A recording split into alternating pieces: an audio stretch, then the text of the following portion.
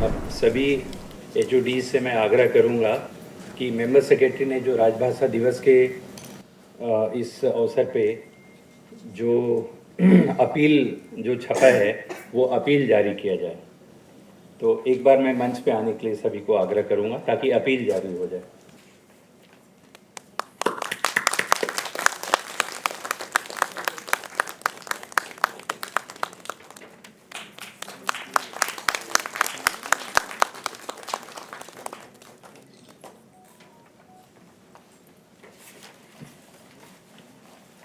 सदस्य सचिव महोदय के आदेश पे उनके तरफ से यह अपील मैं आप सबके सम्मुख पढ़ रहा हूँ। स्वतंत्रता आंदोलन से लेकर आज तक हिंदी देश को एक सूत्र में बांधने की महत्वपूर्ण भूमिका निभाते आई है। हिंदी मात्र विचारों के आदान प्रदान का माध्यम ही नहीं बल्कि हमारी संस्कृति की भी प्रतीक है। राष्ट्रीय चरित्र और अस्मिता के प्रतीकों में भाषा प्रमुख है। विविधता में एकता को संजोने वाले हमारे देश भारत में अनेक भाषाएं और बोलियां हैं। विश्व में सबसे अधिक भाषाओं और बोलियों वाले देशों में हमारे देश की गिनती होती है। यह हमारी गौरवशाली सभ्यता की पुरातनता तथा समृद्धि का परिचायक है। यह अपनी भाषा के प्रति लगाव और अनुराग राष्ट्र प्रेम का ही एक रूप है। आज हिंदी अपनी सहजता और सरलता के कारण न केवल देश के हर क्षेत्र में बल्कि विश्व पटल पर भी अपनी उपस्थिति प्रभावशाली ढंग से दर्ज करा रही है। चाहे वह आत्मनिर्भर भारत की संकल्पना हो या फिर एक भारत श्रेष्ठ भारत की परिकल्पना, उसमें हिंदी के योगदान को अनदेखा नहीं किया जा सकता। हिंदी हमारे राष्ट्र की सामाजिक और सांस्कृतिक धरोहर है। यह ज्ञान की भाषा है, व्यवहार की भाषा है, संपर्क की भाषा है और बाजार की भी भाषा है। अपनी सर्वव्यापकता के कारण हिंदी राष्ट्रभाषा तथा संघ सरकार की भाषा होने के साथ साथ सबसे लोकप्रिय तथा स्वीकार्य भाषा भी है। इसलिए हिंदी भारत की अन्य भाषाओं के साथ सहोदरत्व का भाव रखते हुए भाषाई एकता में प्रमुख भूमिका निभाती है। आज का युग सूचना प्रौद्योगिकी का युग है। सूचना प्रौद्योगिकी के इस युग में भाषा का प्रयोग और भी आसान हो गया है।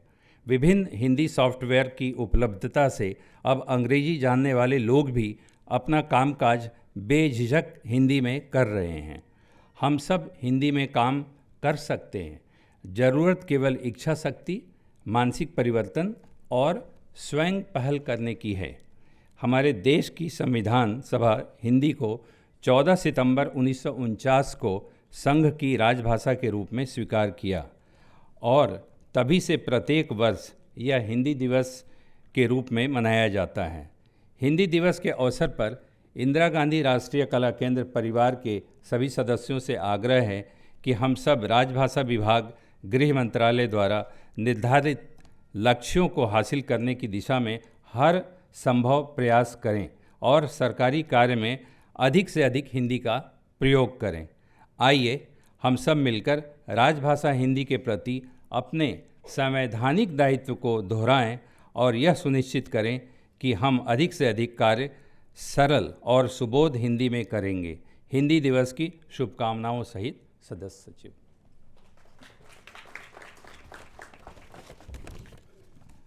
इस अपील जारी करने के बाद मैं आग्रह करूंगा निदेशिका प्रशासन, जो राजभाषा की भी निदेशिका हैं, कुछ दो शब्द हिंदी के प्रचार प्रसार और आपको कुछ प्रेरित करने के लिए दो शब्द कहें ताकि आप हिंदी से लगाव जुड़ाव आपका बना रहे।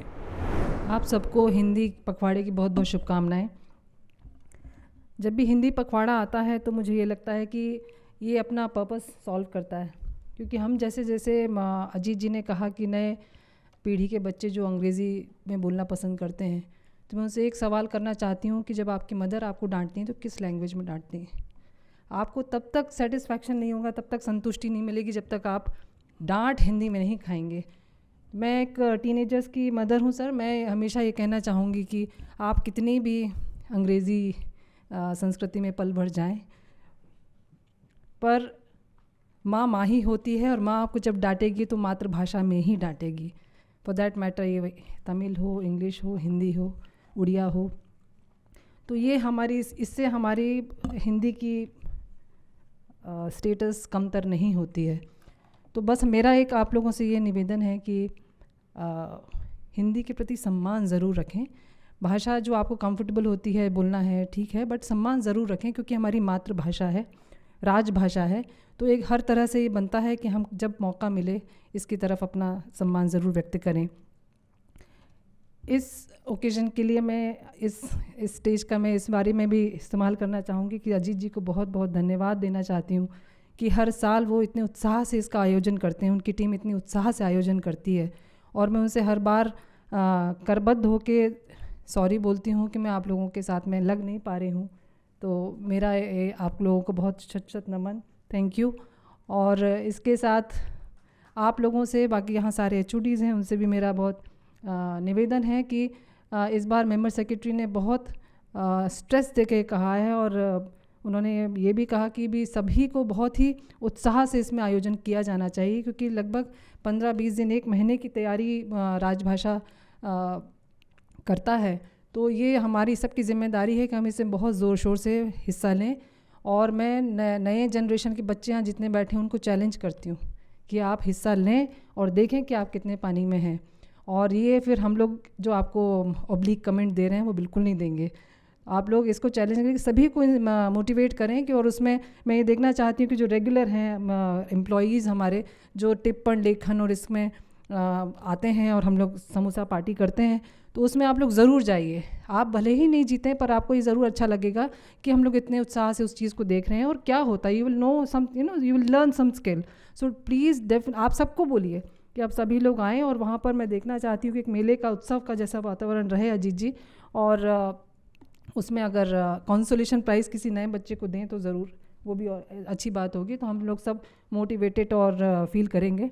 इसी इन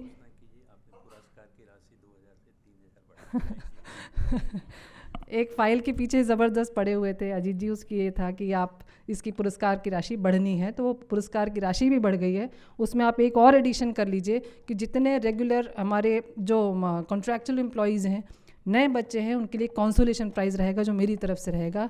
वो अपने प्रोग्रेस बताएं कि हमने इतना अच्छा किया है और हम करने के लिए और सीखने की लगातार कोशिश करते रहेंगे। तो रेगुलर के साथ में एक ये भी आप कैटेगरी कर दीजिए कॉन्ट्रैक्चुअल्स के लिए कि नए बच्चे इसमें पार्टिसिपेट ज़्यादा से ज़्यादा करें। तो मुझे वो फ़ोटो देखने का, वो पिक्चर देखने का इंतज़ार रहेगा रितु कि जिसमें आप ये बताएं कि हमारे नए बच्चों ने उसमें पार्टिसिपेट किया है। और मैं आप सबको, सर को, धर्मचंद चौबे सर, आपका विशेष रूप से धन्यवाद देती हूँ, योगेश जी, अनिल सर, सोलंकी जी, मैडम, सभी को कि आप सब यहाँ आए। मेंबर सेक्रेटरी के यहाँ पर ब्लेसिंग्स हैं, आशीर्वाद हैं, पर हम लोग सबको इसको उत्साह से मनाएंगे और 15 दिन एक उत्साह का वातावरण रखेंगे। सांस्कृतिक प्रोग्राम है उसमें भी बढ़ चढ़ कर हिस्सा लेंगे। इन्हीं शब्दों के साथ मैं आप सबको बहुत बहुत धन्यवाद देती हूँ। मंच पर विराजमान मेरे सारे साथीगण तथा आज के इस कार्यक्रम के मुख्य वक्ता डॉक्टर सुधाकर पाठक जी, आप सभी का, जो हमारे साथी यहाँ पर बैठे हुए हैं, बाकी हमारे सारे विभाग अध्यक्ष, सभी का बहुत बहुत हार्दिक स्वागत। आज के इस हिंदी पखवाड़ा दिवस की जो शुरुआत हो रही है, शुभारंभ हो रहा है। 20 साल हो गए मुझे इंदिरा गांधी राष्ट्रीय कला केंद्र में कार्य करते हुए, लेकिन एक बहुत बड़ी सच्चाई है कि हिंदी को लेके, हिंदी में कार्य हो, हिंदी में पुस्तकें हों या हिंदी में आम हमारी जितनी भी प्रोग्राम्स हैं, इवेंट हैं, एक्टिविटीज़ जितनी ज़्यादा पिछले 10 सालों में और ख़ासकर 6-7 सालों में हुई हैं, उतनी कभी नहीं हुई। और इसके लिए सबसे बड़ा रीज़न है कि हमारे जो लीडरशिप है, जो प्रेरणा स्रोत हैं, हमारे अध्यक्ष महोदय श्री राम बहादुर राय जी और हमारे सदस्य सचिव डॉक्टर सच्चिदानंद जोशी जी, दोनों ही इस कार्य में बहुत ही प्रोत्साहन देते हैं और खुद एक एग्ज़ाम्पल सेट करते हैं, हमेशा प्रेरणा देते हैं लोगों को कि हिंदी में ज़्यादा से ज़्यादा हम कार्य करें। लेकिन खाली प्रेरणा से काम नहीं चलता है, तो उसके लिए कार्य भी करना होता है। और उसके लिए मैं बधाई देना चाहूँगा, क्योंकि पिछले कुछ सालों में जो हमारे कार्यक्रम जितने अच्छे भव्य रूप से हो रहे हैं और जो हिंदी को बढ़ावा मिल रहा है, उसके लिए दो किरदार बहुत ही मुख्य हैं। और उसमें हमारी डायरेक्टर एडमिनिस्ट्रेशन प्रियंका मिश्रा जी और हमारे अजीत कुमार जी, इन दोनों की लिए तालियां तो बजती हैं कि बहुत मेहनत से काम कर रहे हैं और हम सबको एक प्रेरणा दे रहे हैं कि हम सब लोग मिलके हिंदी राजभाषा में ज़्यादा से ज़्यादा काम करें। हम सभी जानते हैं कि हम खासकर जो उत्तर भारत में रहते हैं सभी हिंदी भाषी हैं और हिंदी के अलग अलग रूप हैं। जो देवनागरी लिपि है उसमें बहुत सारी बोलियां हैं। हम सभी जानते हैं कि जैसे भारत की बहुत सारी कहावतें हैं कि कोस कोस पे पानी बदले, चार कोस पे बाणी, तो इस तरह की, और ये सच्चाई है। जो पुस्तक मैंने लिखी है उसमें 1654 भाषाएं हैं भारत में। ये हमारा जो भारतीय सेंसस जो सर्वे करता है उसने 1961 में जो सेंसस सर्वे किया उसमें 1654 भाषाओं को अंकित किया। अभी भी 2011 में जो हमारा सेंसस सर्वे हुआ है उसमें 1369 यानी 1369 भाषाएं अभी भी हमारे देश में विराजमान हैं। अब वो बोलियां हैं, उसमें कितनी भाषाएं हैं वो एक अलग विषय है। तो ये हमारा बहुभाषी देश है और मैं पूरे भारत में भ्रमण करता हूँ और मैं बहुत बड़ा बदलाव देखा है मैंने पिछले कुछ सालों में, खासकर 10 सालों में।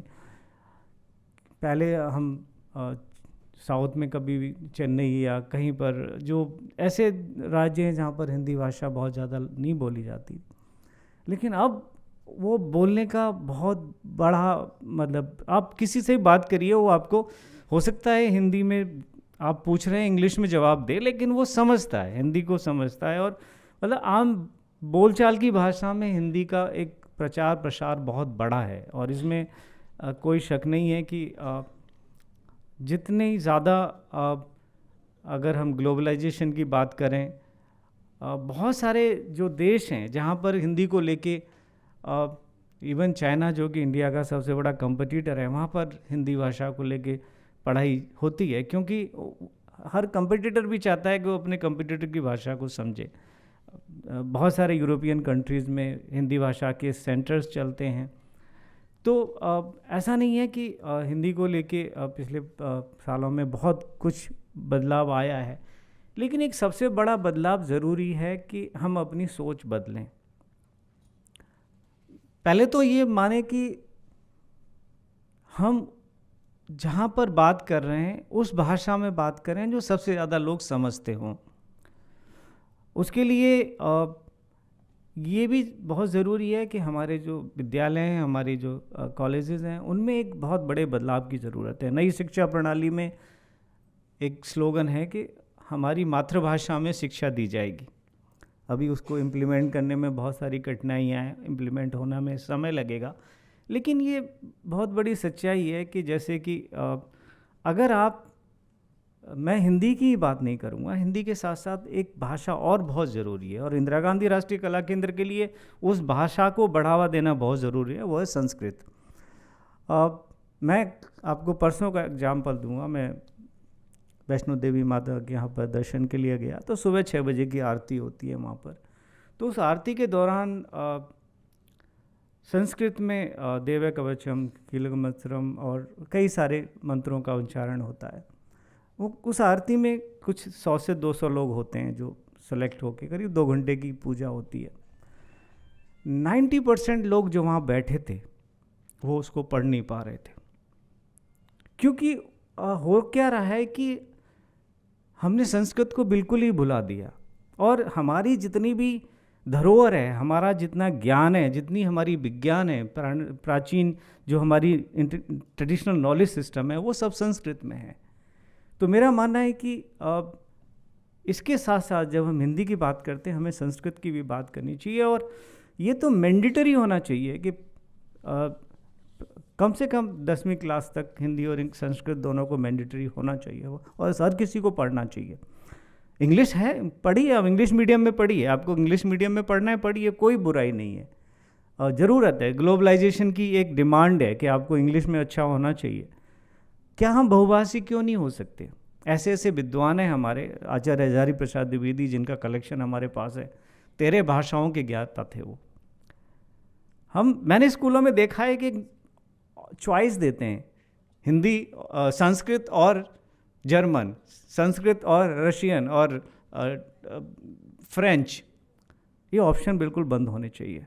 अगर किसी को फॉरेन भाषा सीखनी है, उसके लिए अलग अलग संस्थाएं हैं, आप जाइए वहाँ सीखिए, पैसे खर्च करिए, अपने पार्ट टाइम में सीखिए। लेकिन हम अपनी शिक्षा प्रणाली में एक फॉरेन विदेशी भाषा को क्यों बढ़ावा दें? और उस समय जब हमारा बच्चा, जो एक यंग माइंड होता है, उसको बहुत ज्ञान और भारतीय संस्कृति विरासत को समझने की ज़रूरत है। आप उसको समय उस भाषा में व्यस्त कर देंगे तो वो शायद वो अधूरा रह जाएगा, ज्ञान अधूरा रह जाएगा। तो आज के दिन हम प्रण लें, क्योंकि ये सब चीज़ें परिवार से शुरू होती हैं। स्कूल बाद में आते हैं, देश बाद में आता है, संस्थाएं बाद में आती हैं, सबसे पहले परिवार है। अगर हम मैंने संस्कृत नहीं पढ़ी होती 10वीं क्लास तक, तो शायद मैं अपने आप को मैं संस्कृत का ज्ञाता नहीं बताता, क्योंकि मैंने उससे आगे पढ़ी नहीं। तो कभी कभी मुझे महसूस होता है काश मैं संस्कृत और अच्छी तरह जानता, तो मैं अपने इतिहास को, अपनी सांस्कृतिक विरासत को बहुत अच्छी तरह समझ सकता था। मुझे कभी कभी हीन भावना होती है उस चीज़ को लेके कि मुझे संस्कृत नहीं आती है। जब मैं इस संस्था में काम करता हूँ तो कहीं ना कहीं मैं अपने आप को इनकॉम्पिटेंट पाता हूँ, मैं उस चीज़ को नहीं कर पाता जो मुझे करनी चाहिए। तो ये इस तरह की हमारी जो अपनी भाषा है उसको लेके, और मैं तो कहता हूँ कि ये कोई लगाव कोई हमें सिर्फ हिंदी और संस्कृत के लिए नहीं होना चाहिए। देश की जितनी भी भाषाएं हैं, हम जिस रीजन से रहते हैं, हमारी हर मातृभाषा के लिए उस तरह का जुड़ाव ज़रूरी है। हर इंसान को मेरे हिसाब से 3 भाषाएं आनी चाहिए। आपकी मातृभाषा जहाँ से आप बिलोंग करते हैं, संस्कृत और हिंदी, इन तीनों भाषाओं का ज्ञान हर बच्चे को मिलना चाहिए। तभी हम सही मायनों में भारत को आगे बढ़ा सकते हैं, क्योंकि बहुत सारी चीज़ें ज़रूरत है हमें इस देश के लिए। बहुत अच्छा प्रोग्राम बनाया है अजीत जी ने, और सब लोग आप शामिल हुए। मेरे पास एक किसी असिस्टेंट प्रोफेसर हैं किसी यूनिवर्सिटी में, उनकी रिक्वेस्ट आई कि क्या आपके कविता पाठ में मैं भी शामिल हो सकता हूँ। तो मैं अजीत जी से पूछूंगा कि क्या उनको परमिशन है, क्योंकि उनकी स्वरचित कविता है और वो कविता पाठ करना चाहते हैं। मैंने कहा मेरी समझ के हिसाब से तो हमारे पारिवारिक उनके लिए है, तो वो परमिशन लेके मैं बताऊंगा कि पॉसिबिलिटी है कि नहीं। हाँ, तो ये कार्यक्रम बहुत अच्छा हो और मेरी बहुत बहुत शुभकामनाएं आप सभी को, और खूब बढ़ चढ़ के काम कीजिए। ये समय ऐसा है जब खुद को और दूसरों को सभी को प्रेरित करने की ज़रूरत है। नमस्कार, धन्यवाद। सर्वप्रथम मैं हिंदी दिवस की बहुत बहुत शुभकामनाएं प्रेषित करता हूं। मंच पर विराजमान निदेशक प्रशासन doctor Priyanka Mishra ji, doctor professor गौर साहब, अजीत कुमार जी, डॉक्टर लाल साहब और सभी वरिष्ठ जन, सबको बहुत बहुत नमन करता हूं। ये बहुत सौभाग्य का विषय है कि इंदिरा गांधी राष्ट्रीय कला केंद्र के इस सभागार में, इस महान संस्थान के इस राजभाषा पखवाड़े के शुभारंभ के अवसर पर मुझे यहाँ पर यह अवसर दिया गया कि मैं आपसे वार्तालाप कर सकूं। हम लोग प्रत्येक वर्ष हिंदी पखवाड़ा, हिंदी माह मनाते हैं, बहुत धूमधाम से मनाते हैं। कई बार ये भी प्रश्न उठता है कि हिंदी जब हमारी भाषा है तो एक दिन क्यों इसके लिए निश्चित किया जाए। तो मैं सिर्फ यही कहता हूँ कि हम लोग उत्सव धर्मी लोग हैं।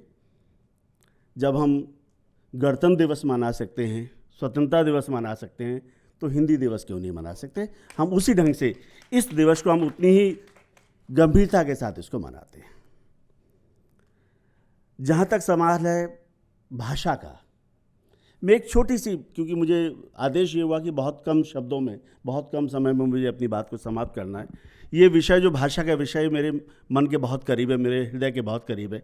कई लंबे समय से हम लोग भाषाओं पे काम कर रहे हैं, भारतीय भाषाओं पे काम कर रहे हैं। पिछले वर्ष जो अभी अजीत सर ने जो बताया कि हमने भारतीय भाषा दिवस जो 11 दिसंबर को प्रत्येक वर्ष मनाने के लिए सरकार ने घोषणा की है भारतीय भाषा समिति के माध्यम से, उसका भव्य आयोजन हमने तालकटोरा इंडोर स्टेडियम में किया था और आगामी 11 दिसंबर को हम उसको अंबेडकर कन्वेंशन सेंटर में करने जा रहे हैं। मैं एक छोटी सी एक कहानी से मैं अपनी बात को प्रारंभ करूंगा गौर साहब। एक किसी बहुत बड़े प्रदेश में एक बड़े राजा थे। उन्होंने अपने मंत्री से बात की कि मैं कोई ऐसी व्यवस्था करना चाहता हूँ, ऐसी कोई चीज़ बनवाना चाहता हूँ जो मेरे बाद भी लोग उसको याद करें। और ये निर्णय लिया गया कि उस राज्य के अंदर एक बहुत बड़ी मीनार बनाई जाए और बहुत भव्य मीनार हो, जो कि राजा के जाने के बाद भी लोग जब भी देखें तो राजा को याद करें। राजा ने उनको आदेश दिया। उनके प्रधानमंत्री महोदय ने अलग अलग प्रदेशों से बहुत सारे शिल्पकारों को बुलाया, पत्थर के लोग, नक्काशी करने वाले लोग, अलग अलग तरह के लोगों को बुलाया गया और मीनार को बनाने का कार्य प्रारंभ हो गया। कार्य प्रारंभ होने के बाद जब भी राजा ये पूछे कि मीनार की स्थिति क्या है, कहाँ तक बन गई है, तो ये पता चले कि अभी काम चल रहा है, अभी काम चल रहा है और बहुत लंबा समय हो गया। राजा ने कहा कि मैं उस मीनार को देखने जाना चाहता हूँ। राजा जब उस मीनार के स्थान पर पहुंचे तो उन्होंने देखा कि अलग अलग जो शिल्पकार हैं, उसमें काम करने वाले लोग हैं, वो काम तो कर रहे हैं, लेकिन जो ईंट मांगता था तो कोई पत्थर पकड़ाता था, कोई पत्थर मांगता था तो कोई सीमेंट पकड़ाता था, कोई कुछ और कहता था, कुछ और कहता था। उनके अंदर भाषा को लेकर उनके अंदर सामंजस्य नहीं बैठ पा रहा था। उनकी भाषाएं अलग अलग थी और वो एक दूसरे की बात को समझ नहीं पा रहे थे। इसलिए उस मीनार का निर्माण बहुत विलंब से हो रहा था या रुका हुआ था। मेरा कहने का उद्देश्य मात्र इतना है कि जब भाषाओं के मुद्दे पर जब एकरूपता नहीं होती है तो एक मीनार नहीं बन सकती। तो हम तो एक पूरा देश हैं, हम इस देश का निर्माण बिना एक भाषा के कैसे कर सकते हैं। तो संपर्क भाषा के रूप में एक भाषा का होना बहुत आवश्यक है और इस कार्य में हिंदी से बड़ी कोई संपर्क भाषा हो नहीं सकती। एक ऐसी भाषा जो पूरब से पश्चिम, उत्तर से दक्षिण, कश्मीर से कन्याकुमारी तक जिसको सभी लोग बोलते हों, समझते हों, कम से कम समझते तो हों, ऐसी भाषा जो संपर्क भाषा के रूप में जुड़ी रहे हमारे बीच में। ऐसी भाषा अगर कोई भाषा हो सकती तो वो हमारी हिंदी ही भाषा है। एक भाषा को बनने में सदियों लग जाती हैं। किसी भाषा को बनने में सदियों लगती है। कोई भाषा जब बनती है, अनायास भाषा बन के तैयार नहीं हो सकती, बहुत बड़ी प्रक्रिया होती है। और जब भाषाएं मरती हैं तो पता भी नहीं चलता कि कैसे भाषाएं मरती। हर विश्व की हर 3.5 महीने के अंदर विश्व में एक भाषा मरती है। हर 3.5 महीने के अंदर एक भाषा मर जाती है। तो भाषाओं की स्थिति बहुत ही संकट में है। भाषाएं, भारतीय भाषाएं भी बहुत संकट में। गौर साहब भाषाओं पे काम कर रहे थे, अभी यहाँ हमारे बीच में थे। भारतीय भाषाएं भी बहुत संकट में हैं। विश्व की सभी भाषाएं बहुत संकट में। और ऐसा कहा जा रहा है कि इस सदी के अंत तक मात्र 200 भाषाएं पूरे विश्व में बचेंगी। हिंदी का प्रश्न है कि हम भाषा को लेकर बहुत विश्व स्तर पर हिंदी की स्थिति बहुत अच्छी है, इसमें कोई शक नहीं है। लेकिन मैं क्योंकि भाषाओं पे काम करने वाला व्यक्ति हूँ, मैं चीज़ों को समझता हूँ। मैं विद्यालयों में जाता हूँ, लगभग 800 से 900 भाषा शिक्षक हम लोगों के साथ जुड़े हुए हैं। पिछले वर्ष भी 280 विद्यालय हमारे साथ आए थे। तो भाषाओं की जो स्थिति है सच में बहुत चिंताजनक है। भाषा सिर्फ वो नहीं होती है जो हम आम बोलचाल में बोल रहे होते हैं, तो बोली हो जाती है। भाषा का मतलब है उस भाषा को पढ़ा जाए, उसको लिखा जाए, उसको समझा जाए, बोला जाए। ये सारी प्रक्रिया भाषा को भाषा बनाती, नहीं तो बोली बन के रह जाती है। जो कुछ हम भाषा बोल रहे हैं आज, अपने आचार व्यवहार में जिस भाषा को ले रहे हैं, तो भाषा की स्थिति बड़ी दयनीय होती जा रही है। होता क्या कि भाषा के साथ क्या, हिंदी के साथ क्या हो रहा है आज की तारीख में। आदरणीय डॉक्टर रवि टेकचंदानी साहब बैठे हुए हैं। भाषा की स्थिति ये क्या हो रही है कि पहले आसान शब्दों को बदल दीजिए। आसान शब्द, टेबल, चेयर, फैन, बहुत आसान शब्द। हमारे ये काम कौन कर रहा है? हमारे टीवी चैनल कर रहे हैं, हमारे अखबार कर रहे हैं। हम एक व्यक्ति के अंदर एक व्यक्ति पूरे दिन में मुश्किल से 1200, 1500, 1700 शब्द बोलता है। सामान्य इस तरह का विचार है कि 1500, 1700 शब्दों का इस्तेमाल करता है। उनमें से बहुत आसान शब्दों को बदल दिया जाए हमारे दिमाग में, जो हम बार बार सुनते हैं, हमारे टीवी चैनल सुनते हैं, अखबार जो आजकल अलग अलग तरह के अखबार हो गए जो अंग्रेजी को बना के चल रहे हैं। ऐसी स्थिति में वो जो आसान शब्द हमसे छीने जा रहे हैं, उसकी जगह विदेशी शब्दों को हमारे मुंह में डाला जा रहा है। हम कहेंगे फैन बंद कर दो, टेबल यहाँ कर दो, चेयर उठा दो, बैठ जाओ, कुछ और चीज़ कहेंगे। फिर धीरे धीरे कुछ ऐसे शब्द होंगे जिनको मुश्किल मान के उनको बदल दिया जाएगा, मुश्किल शब्दों को बदल दिया जाएगा। जैसे माता पिता पेरेंट्स हो जाएंगे, अध्यापक टीचर हो जाएगा,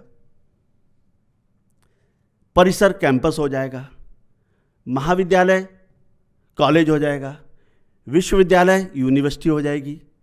ये बहुत ऐसे शब्द हैं जो हमारे मुंह में बिल्कुल ज़बरदस्ती प्रचार माध्यमों के द्वारा हमारे मुंह में ठूस दिए गए। अब वो हमें उनको बोलने में कहीं कोई परेशानी नहीं होती है, सामान्य हमारी दिनचर्या के वो अंग हो गए हैं वो शब्द।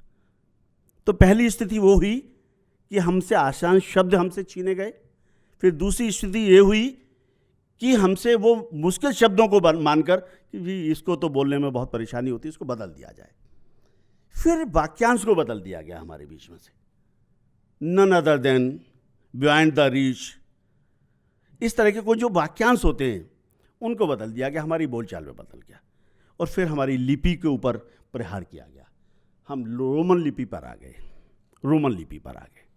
हम आम बोलचाल में तो बोलने लगे, हम लिखने में भी वो चीज़ें लिखने लग गए कि हम देवनागरी को छोड़कर हम रोमन में लिखने लग गए। और ऐसी बहुत सी भाषाएं, कोंकणी भाषा हमारी है, वो रोमन में लिख रहे, भाषा समाप्त हो गई है। हिंदी के साथ भी कहीं ऐसा ना हो कि एक बहुत बड़ी वैज्ञानिक भाषा, बहुत प्रगतिशील भाषा, जिसको बहुत वैज्ञानिक से बहुत सक्षम माना जाता, वो भाषा कहीं बोली बन के न रह जाए। जो हम सुन रहे हैं, जो हम बोल रहे हैं, जिन पे हम विचार कर रहे हैं, वो भाषा कहीं हमारे बीच में हमारी बोली बन के न रह जाए। 2011 की जनगणना के अनुसार अगर हम कहते हैं कि हमारे देश के अंदर 22 संवैधानिक भाषाएं हैं, हमारे बीच में 22 संवैधानिक भाषाएं हैं। इनके अंदर क्योंकि होड़ लगी कि सभी भाषाएं उसमें जुड़ जाएं, संवैधानिक भाषाएं हैं तो सरकार के द्वारा से उनको संरक्षण मिल जाए, तो उनके अंदर से भी, क्योंकि मैं समझ सकता हूँ कश्मीरी है, कोंकणी है, संथाली है, बोडो है, सिंधी है, संस्कृत, ऐसी भाषा, संस्कृत का जिक्र भी गौर साहब कर रहे थे, ये सभी संकटग्रस्त भाषाओं की श्रेणी में है। तो हमें इन भाषाओं को बचाने का प्रयास करना चाहिए। अभी आदरणीय मैडम ने जो बोला था कि हमें अपनी मातृभाषाओं को बचाना चाहिए। समानता कि हमारी पीढ़ी अंतिम पीढ़ी है जो अपनी मातृभाषाओं को बोल रही है। हम अपने बच्चों से अपनी मातृभाषा में बात नहीं कर रहे हैं। हमारे माता पिता हमसे बात करते थे हमारी मातृभाषा में, लेकिन हम उनसे नहीं कर रहे हैं। यहाँ पर एक रुकावट आ गई है। तो हमें अपनी मातृभाषाओं को बचाना है, तो हमें अपनी आने वाली पीढ़ी के साथ उनको साझा जरूर करना पड़ेगा, क्योंकि भाषाओं का एक अपना एक प्रक्रिया है। भाषा पीढ़ी दर पीढ़ी हस्तांतरित होनी चाहिए। भाषा ऐसी भाषाएं जो एक पीढ़ी से दूसरे पे जाती तो उनका प्रयोग के माध्यम से ही जा सकती हैं। तो कुछ चीज़ें, जैसे मैं अभी कुछ चीज़ें लेके आया था, मुझे लगता था कि उसमें समय रहेगा। अब आप कुछ चीज़ें देखेंगे, मैं बता रहा हूँ किस तरह से रहा। जो कुछ शब्द जो हम आम बोलचाल में इस्तेमाल करते हैं, देखिए बस सरकारी जो आदेश हैं उनको पढ़ के बता रहा हूँ सर आपको। मॉर्निंग आवर्स के ट्रैफिक को देखते हुए डिस्ट्रिक्ट एडमिनिस्ट्रेशन ने जो ट्रैफिक रूल्स अपने ढंग से इम्प्लीमेंट करने के लिए जो जेन्युइन एफर्ट्स किए हैं, वो रोड को प्रोन टू एक्सीडेंट बना रहे हैं, क्योंकि सारे व्हीकल्स लेफ्ट टर्न लेकर यूनिवर्सिटी रोड को ब्लॉक कर रहे हैं। इस प्रॉब्लम का इमीडिएट सॉल्यूशन मस्ट है। अगर हम इस भाषा को बढ़ाने के बाद खुश हो रहे हैं कि हम अपनी भाषा को बढ़ा रहे हैं, तो कहीं ना कहीं बड़ा चिंता का विषय है। इस पर चिंतन किया जाना चाहिए। एक और कहीं पे एक सूचना लगी, इंग्लिश के लर्निंग बाई फन प्रोग्राम को स्टेट गवर्नमेंट स्कूल लेवल पर इंट्रोड्यूस करे। इसके लिए चीफ मिनिस्टर ने डिस्ट्रिक्ट एजुकेशन ऑफिसर्स की एक अर्जेंट मीटिंग ली है, जिसकी डिटेल्स रिपोर्ट प्रिंसिपल सेक्रेटरी जारी करेंगे। तो कुछ इस तरह की, और मैं आपको बताऊंगा, आप अखबार उठाइए, अखबार के अंदर भी यही भाषा हो रही है। पहले हम जनसत्ता पढ़ते थे और अखबार पढ़ते थे, उनसे हम भाषा को सीखते थे। भाषा सिर्फ संप्रेषण का माध्यम नहीं है, भाषा हमारे व्यक्तित्व को गढ़ती है, भाषा हमारी गर्वनाल है। भाषा के माध्यम से हम अपनी साहित्य को बचाते हैं, साहित्य से हमारी संस्कृति बचती है, हमारी सभ्यता बचती है। अगर हमारी भाषा जाती है तो साथ के साथ हमारा संस्कार, संस्कृति, सब चीज़ों को छीन कर देती है, वो सब भी चली जाती है। जिस भाषा को हम अपनाते हैं, मतलब ऐतिहासिक रूप से सत्य है कि मातृभाषाएं हमें जन्म से मिली हुई हैं, तो उनको हम छोड़कर अगर दूसरी भाषा की तरफ जाते हैं, भाषा के प्रति अपने आत्मसम्मान को बचा के रखना है। हमें भाषा के प्रति हमारी इस तरह की सोच होनी चाहिए कि हम भाषा के लिए कुछ भी कर देंगे। विवेकानंद जी जब अमेरिका गए और अमेरिका के किसी सज्जन ने उनसे पूछा कि व्हाट इज योर नेम, उन्होंने कहा मेरा नाम विवेकानंद है। तो उस व्यक्ति को लगा कि इनको शायद अंग्रेजी नहीं आती। उसने कहा कि आपको हमारा देश कैसा लग रहा है? तो उन्होंने अंग्रेजी में जवाब दिया, इट्स अ ब्यूटीफुल कंट्री। उसको बड़ा आश्चर्य हुआ कि स्वामी जी, जब मैंने आपसे अंग्रेजी में पूछा तो आपने हिंदी में जवाब दिया, और जब मैं हिंदी में पूछा तो आप अंग्रेजी में जवाब दे रहे हैं। कह रहे हैं जब आपने अपनी मातृभाषा में आपसे बात की थी तो मुझे लगा कि मुझे अपनी मातृभाषा का सम्मान करना चाहिए, मुझे अपनी मातृभाषा में बोलना चाहिए। जब आपने मेरी मातृभाषा का सम्मान किया तो मैंने आपकी मातृभाषा का सम्मान किया है। इस तरह की चीज़ें होनी चाहिए। मातृभाषा को लेकर जिस तरह का अपना अनुरोध हमारे बीच होना चाहिए, जिस तरह की व्यवस्था हमारे अंदर होनी चाहिए, आप उसको कट्टरता कह सकते हैं। मातृभाषा दिवस मनाते हैं हम, अंतर्राष्ट्रीय मातृभाषा दिवस मनाते हैं, कट्टरता के इसके ऊपर कि हम मातृभाषा के लिए हम कुछ भी करेंगे। इसी तरह एक कहानी एलिजाबेथ की है, महारानी क्वीन एलिजाबेथ। जब स्पेन में जब वो गई तो वहाँ वो जब इंग्लैंड का राज था, पूरे संसार के अंदर उनका राज था, तो वहाँ पर एक बहुत बड़ा कार्यक्रम उनके स्वागत में रखा गया। एक बहुत बड़ी एक बच्चों का एक समूह था, उन्होंने बहुत अच्छी गीत प्रस्तुत किया, अंग्रेजी में बहुत गीत गाए, उनके प्रशंसा में गीत गाए, वो बहुत प्रसन्न हुई। उन्होंने कहा कि एक बहुत सुंदर सी कन्या बिल्कुल उनके आगे खड़ी हुई थी, वो बहुत अच्छा गा रही थी, उन्हें बहुत पसंद आई। उन्होंने उसको बुलाया, आप बेटे इधर आओ, आप बहुत अच्छा गाती हैं, बताइए आपको क्या मांगना है, आपको जो चाहिए मैं आपको दूंगी। कहते आप मैं जो मांगूंगी आप मुझे देंगे? उन्होंने कहा कि बिल्कुल, आप जो मांगेंगे मैं आपको देंगे। कहते मैडम आप सोच लीजिए। कहते नहीं मैंने सोच लिया। आप किससे मांग रही हैं? उनके साथ के जो और लोग थे वो भी बहुत उग्र हो गए कि भाई आप क्या बात कर रहे हो, क्वीन एलिजाबेथ कह रही कि कुछ भी मांग लीजिए मैं देने को तैयार हूँ। तो उन्होंने कहा कि मेरी देश की मातृभाषा मुझे वापस कर दीजिए, यहाँ की जो शिक्षा है हमारे अंग्रेजी से हटा के हमारी मातृभाषा में कर दीजिए।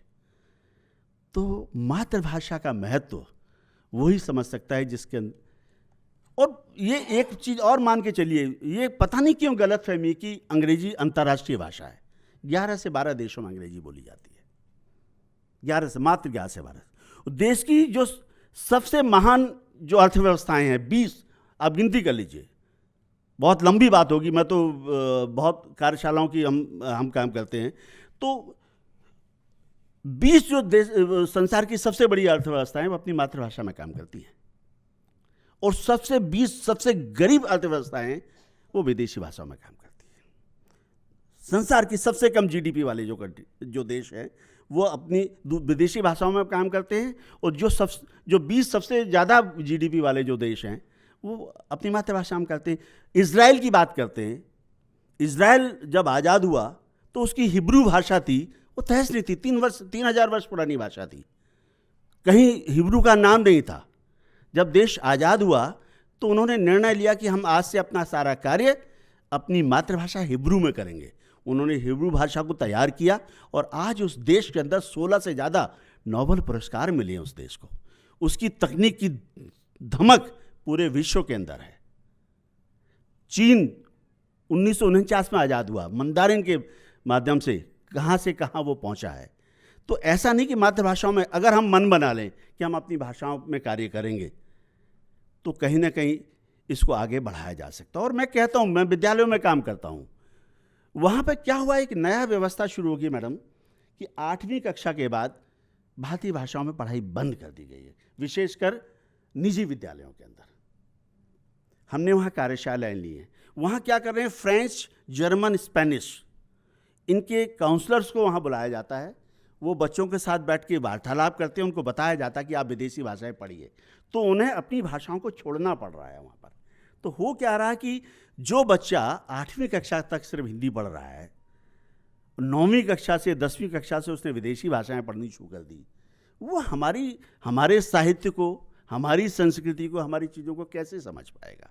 हम एक तरफ कहेंगे कि हम हिंदी को आगे बढ़ाएंगे, लेकिन हमने कहीं ना कहीं शिक्षा व्यवस्था इस तरह से बना दी है कि हमारी भाषाएं वहीं रुक के रह गई हैं। तो हमने उनसे प्रार्थना की कि हमें अगर आप स्पेनिश के, फ्रेंच के, जर्मन के काउंसलर्स को बुलाते हैं तो कृपया हमें भी आधा घंटे का समय दीजिए। और बहुत से विद्यालयों ने हमारी इस प्रार्थना को स्वीकार कर लिया। हम वहाँ गए, हमने बच्चों से बात की।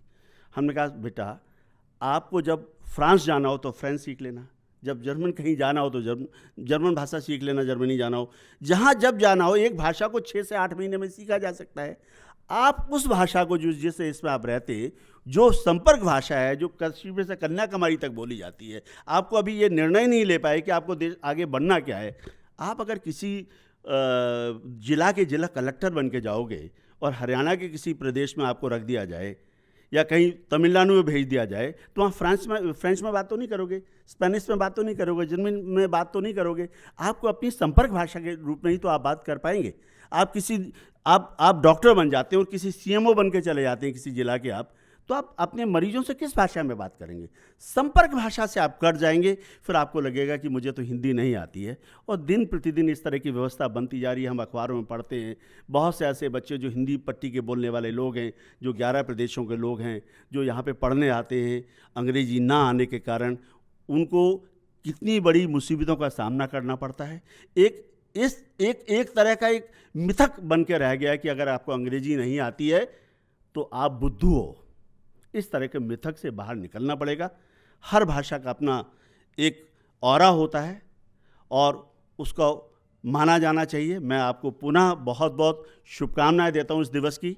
और अगर कुछ चीज़ें आप तक मैं पहुंचा पाया हूं तो मैं अपने आप को बहुत भाग्यशाली समझूंगा। आज से हम इस बात का प्रयास करें कि हम अपनी भाषाओं का सम्मान करें, अपनी मातृभाषाओं का सम्मान करें, अपनी संपर्क भाषा को संपर्क करें। ये हमारी राजभाषा है जो हिंदी है, इसका सम्मान करें, उसको आगे बढ़ाने के मैं आज से प्रण लें। बहुत बहुत आभार, बहुत बहुत धन्यवाद।